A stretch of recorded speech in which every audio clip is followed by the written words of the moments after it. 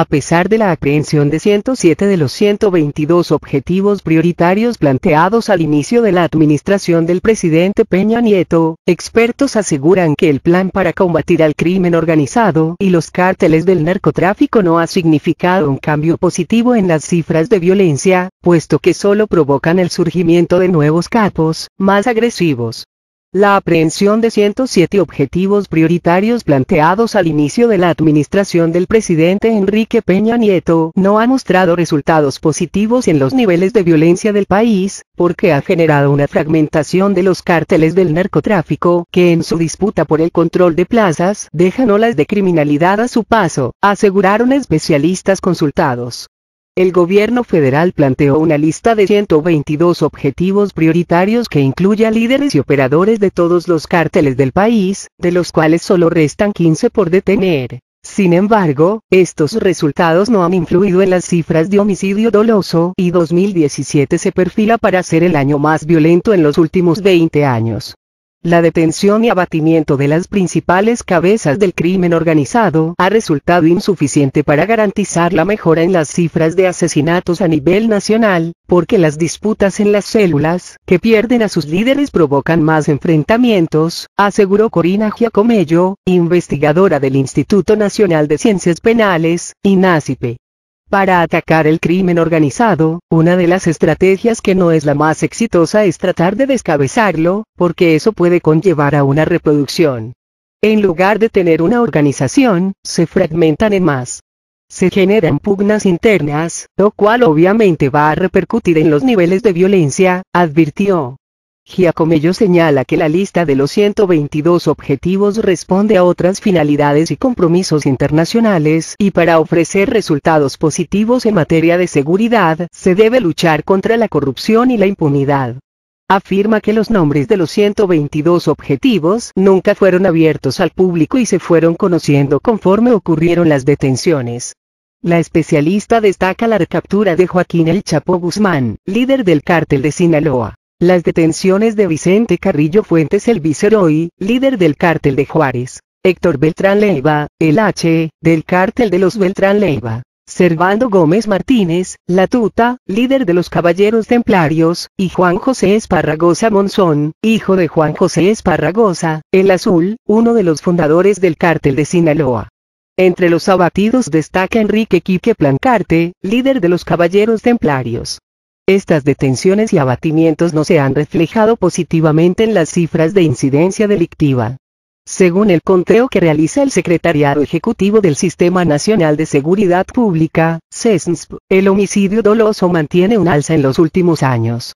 El primer año de gobierno del presidente Enrique Peña Nieto, 2013, el SESNSP reportó 18.332 asesinatos a nivel nacional. Para 2014 la cifra disminuyó a 15.653. En 2015 la cifra se elevó a 17.034 indagatorias por homicidio doloso.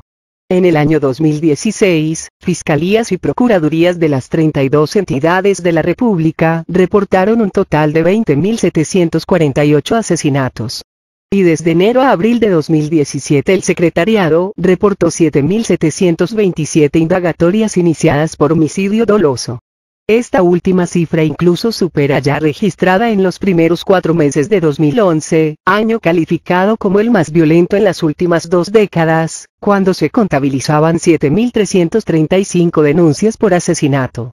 El Comisionado Nacional de Seguridad, Renato Sales Heredia, reconoció que actualmente hay otros nombres que se han agregado a la lista de los objetivos prioritarios. Sí, han surgido algunos otros nombres que se agregan a los 122 originales, pero entre los 122 se encuentran los de los líderes de las organizaciones criminales que, si bien se han desmembrado algunas, siguen siendo sujetos de importancia para capturar, afirmó en días pasados durante una conferencia de prensa. Al respecto, Sara Snapp, consultora en política de drogas, aseguró que la lista de capos capturables es interminable porque cuando se realiza una detención surgen nuevos líderes. Podrían seguir poniendo nombres porque cada vez que agarran a un capo surge otro, se va a seguir extendiendo esa lista sin fin. El sentido que tiene la lista para ellos el gobierno es demostrar que ha habido resultados, pero lo que estamos viendo en el país es que estamos en el año más violento, no ha tenido los resultados en el impacto que quisiéramos, en las tasas de homicidios, de extorsión, de desapariciones, y eso es lo que un gobierno debería buscar, señaló Snap. De la lista original, de la cual faltan 15 capos por aprehender, solo se conoce públicamente la aparición de Ismael El Mayo Zambada, líder del Cártel del Pacífico, Nemesio El Mencho Ceguera Cervantes, líder del Cártel Jalisco Nueva Generación, y de Juan José Esparragosa, El Azul, fundador del Cártel de Sinaloa. Extraoficialmente se sabe que también figuran Iván Archibaldo y Alfredo Guzmán Salazar, hijos del Chapo Guzmán, así como Dámaso López Serrano, el Minilic, hijo de Dámaso López, el licenciado, líder del Cártel de Sinaloa y brazo derecho de Guzmán Loera. Un reporte de la Procuraduría General de la República, PGR, señala que los 15 objetivos restantes son integrantes del Cártel del Golfo, del Cártel de Juárez, de los Beltrán Leiva, la familia, los Zetas y del Cártel del Poniente. La PGR reconoce, en reportes de transparencia, la existencia de 9 cárteles del narcotráfico. Del Pacífico, Sinaloa, los Arellano Félix, la familia Michoacana, Carrillo Fuentes, Beltrán Leiva, los Zetas, Cártel del Golfo, Caballeros Templarios y Cártel Jalisco Nueva Generación, de los cuales se desprenden al menos 37 células.